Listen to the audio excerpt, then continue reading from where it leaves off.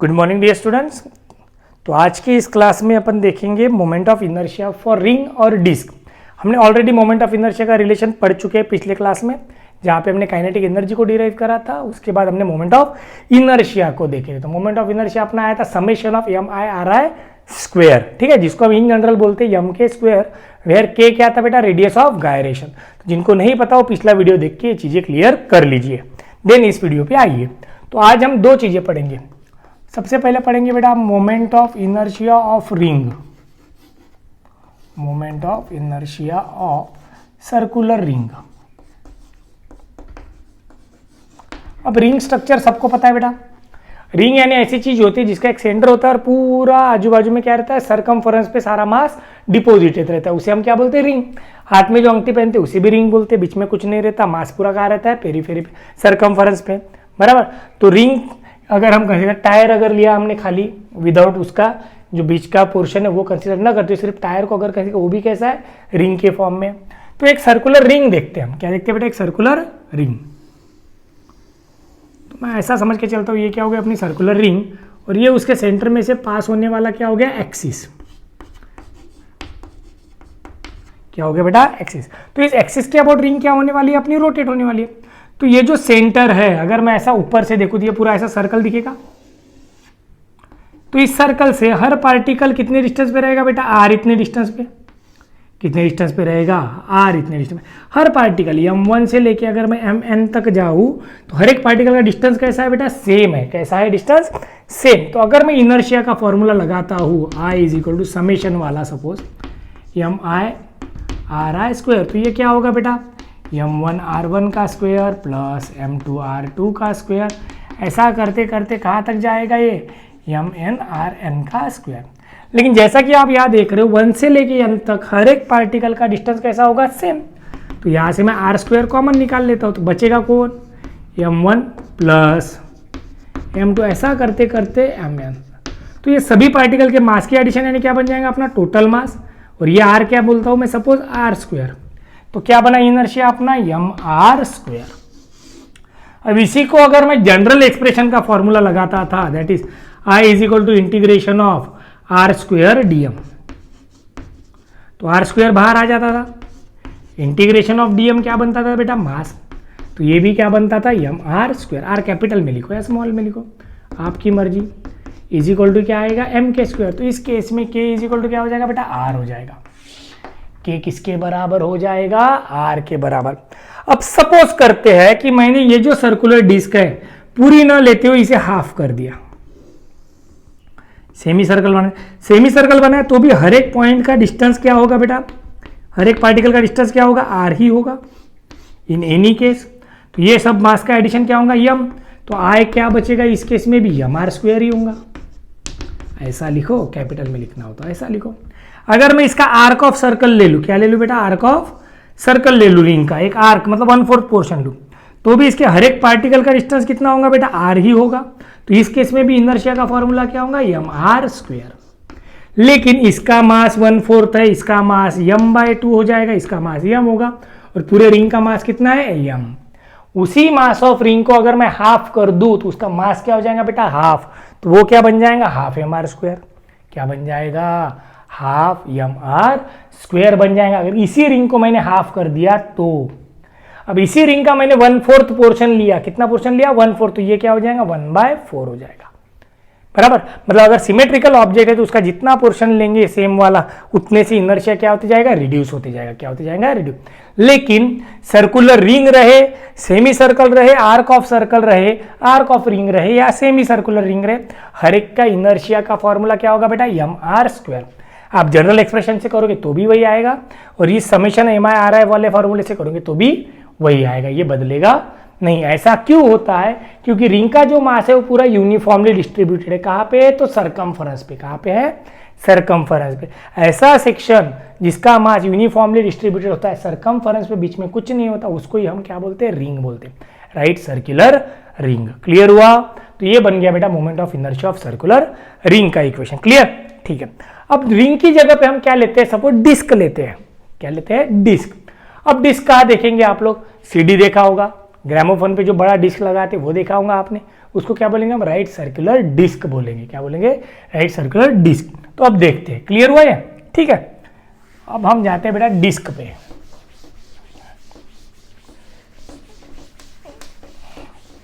काय पे जाएंगे, moment of inertia of disc. अब हो गया अपना कौन सा, रिंग का पोर्शन हो गया। अब हम बनाएंगे बेटा डिस्क की कंडीशन। किसकी कंडीशन, डिस्क। अब डिस्क में क्या बदलेगा वो देखते हैं। बराबर ध्यान देना, थोड़ा सा डेरिवेशन थोड़ा बड़ा है लेकिन बराबर समझोगे तो आसान है। दो ही डेरिवेशन है आप लोगों को, बाकी के तो फॉर्मूले याद रखना है, तो दो डेरिवेशन करना आसान है। चलिए देखते हैं बेटा। अब क्या आता है, सर्कुलर डिस्क।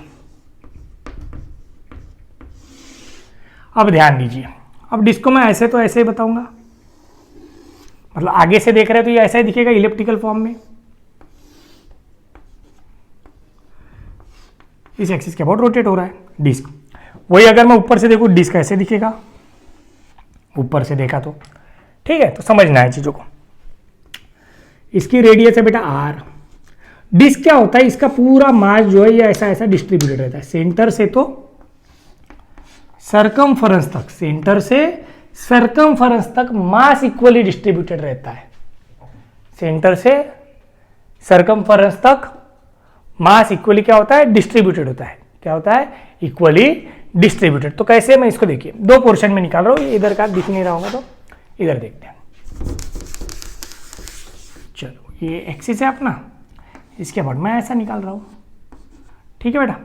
तो इसके अबाउट क्या होगा, ये डिस्क रोटेट होगा, लेकिन सेंटर से सरकमफरेंस तक जाते जाते अपना मास इक्वली डिस्ट्रीब्यूटेड रहेगा। कैसा रहेगा, इक्वली डिस्ट्रीब्यूटेड। कौन रहेगा, मास। तो अभी हम ऐसा बोलेंगे, कंसीडर राइट सर्कुलर डिस्क। क्या बोलेंगे, consider a right circular disc जिसका मास है m। लेट, बराबर ध्यान देना, m क्या हो गया, मास ऑफ डिस्क। m क्या हुआ, mass of disc. Okay, A बोल देते a is equal to pi R square, इसका एरिया। अब एक चीज लेते हैं हम जिसे बोलते हैं सरफेस डेंसिटी। सरफेस डेंसिटी होता है बेटा मास पर यूनिट एरिया। तो सरफेस डेंसिटी हमने ले लिया suppose sigma is equal to m by pi R square. तो सरफेस डेंसिटी क्या रहता है, पूरे किसी भी शेप के लिए कांस्टेंट रहता है। क्या रहता है, constant, depending upon the mass density of material. ये क्या रहेगा, कांस्टेंट रहेगा। तो सरफेस डेंसिटी क्या हो, mass by pi R square. तो मास क्या बन जाएगा अपने लिए, m is equal to sigma into pi R square. ठीक है बेटा, तो ये एक चीज हो गई। अब देखिए, अब हमने इनर्शिया का फॉर्मूला क्या पढ़ा है, इन जनरल वाला, integral of R square DM. अब क्या हो रहा है कि मास जो है सेंटर से यहां तक इक्वली डिस्ट्रीब्यूटेड है, मतलब इतना अगर मैं सर्कल लूं तो मास अलग है, इतना लूं तो मास अलग है। जैसे जैसे सेंटर से दूर जाएंगे मास क्या होते जाएगा बेटा, इंक्रीज होते जाएगा। क्या होते जाएगा, इंक्रीज। तो मैं क्या करता हूं, एक सर्कुलर स्मॉल एलिमेंटल मास ले लेता हूं। क्या ले लेते हैं अपन, स्मॉल एलिमेंटल मास, जिसकी थिकनेस कंसीडर करेंगे बेटा अपन dr। कितनी थिकनेस कंसीडर करेंगे, dr इतनी थिकनेस सेंटर से, देखो है ना। तो ये सेंटर है अपना, ये एक सर्कुलर पोर्शन कंसीडर करा जिसकी कुछ तो भी क्या है, थिकनेस है सेंटर से। ठीक है, अब देखो, तो इसका मास हमने बोल दिया कितना है बेटा, dm, और इसकी रेडियस जो है वो ले लेते हैं अपन r, और इस छोटे पोर्शन की जो थिकनेस है वो ले लेते हैं dr। ठीक है, तो हम ऐसा बोलेंगे, कंसीडर, ध्यान देना बराबर, consider a small elemental ring, small element of disc of thickness dr, जिसकी थिकनेस कितनी ले रहे हैं बेटा अपन, dr इतनी थिकनेस ले रहे हैं, हाँ, and mass dm at radius r। कितने रेडियस पे लिया उसे हमने, r इतने रेडियस पे, मतलब सेंटर से r इतने रेडियस पे एक small element of disc consider किया जिसकी मास कितना है, dm, थिकनेस कितनी है, dr। Therefore area of small element अगर मैं लूं, area of small element dA क्या हो जाएगा, 2 पाई r इंटू dr। अब 2 पाई r कैसे, क्या तो ये जो अंदर का सर्कल है इसकी लेंथ कितनी हो गई 2 पाई आर और इंटू इसकी थिकनेस, तो हमें क्या मिल गया एरिया मिल गया, तो ये हो गया 2 pi R into D R. Okay, तो ये बन गया डी ए।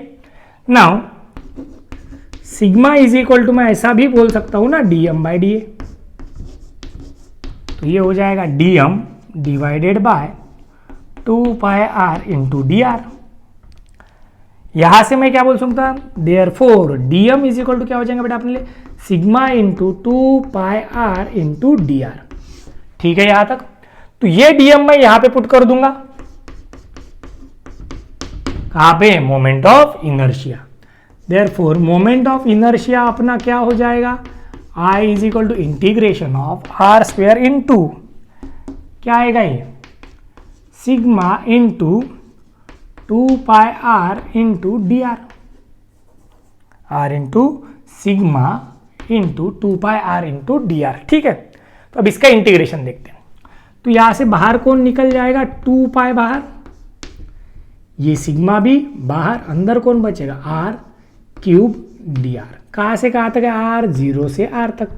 सपोज जो ओरिजिनल रेडियस है इसकी वो है आर, तो 0 से कहां तक जा सकते हैं अपन आर तक।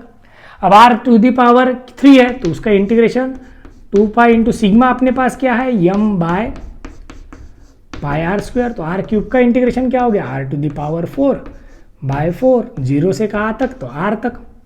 तो आई इज इक्वल टू क्या हो जाएगा फिर ये पाई पाई कैंसल, 2 1 जा 2 2 जा, तो ये बन जाएगा M by R square into यहाँ upper limit minus lower limit करेंगे तो R to the power 4 minus 0, divide में कौन है तो 2।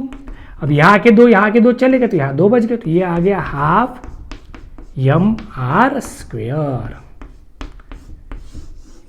ये किसका बना बेटा, moment of inertia of disc बना। किसका बना, moment of inertia of disc. तो क्या इक्वेशन था अपने पास, हमने एक डिस्क कंसीडर करा जिसका मास कितना है, एक राइट सर्कुलर डिस्क जिसकी रेडियस आर है, यम क्या है उसका मास ऑफ डिस्क, ए क्या हो गया उसका area pi R square, surface density क्या होती है sigma is equal to M by pi R square, constant है तो यम क्या बन गया sigma into pi R square. Now consider इस पूरे डिस्क का एक छोटा सा एलिमेंट लिया हमने, कितने रेडियस पे है वो आर इतने रेडियस पे है, और उसकी थिकनेस कितनी है बेटा तो डी आर इतनी थिकनेस है, तो mass D M at radius R, area of small element इस छोटे एलिमेंट का area that is D A क्या हो गया 2 pi R into D R, तो सिग्मा इज इक्वल टू क्या बना D M by D A, तो D M by 2 pi R into D R, तो डी एम क्या बना sigma into 2 pi R into D R. Okay, तो हमने ये डी एम उठा के यहाँ रख दिया इनर्शिया के फॉर्मूले, तो सिग्मा इंटू 2 पाई आर यहाँ पे आ गया, 2 पाई और सिग्मा तो कांस्टेंट है बाहर ले लिए, आर स्क्वायर इंटू आर क्या बना तो आर क्यूब बना, आर क्यूब डी आर, तो आर क्यूब का इंटीग्रेशन क्या हुआ R to the power 4 by 4, 2 1 जा 2 2 जा, ये 5 पाई कैंसिल कर दिया, अपर लिमिट माइनस क्या करे लोअर लिमिट, तो ये हो गया half M R, that is the moment of inertia of disc.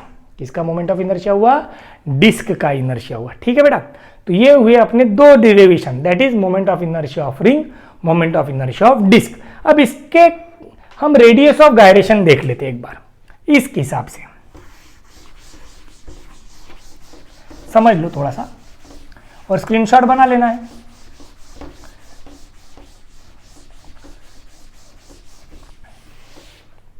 ठीक है, क्या बना लेना है बेटा, स्क्रीनशॉट।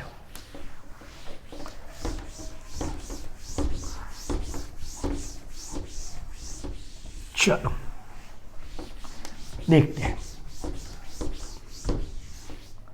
देखिए अब अपने पास दो चीजें बेटा, एक है रिंग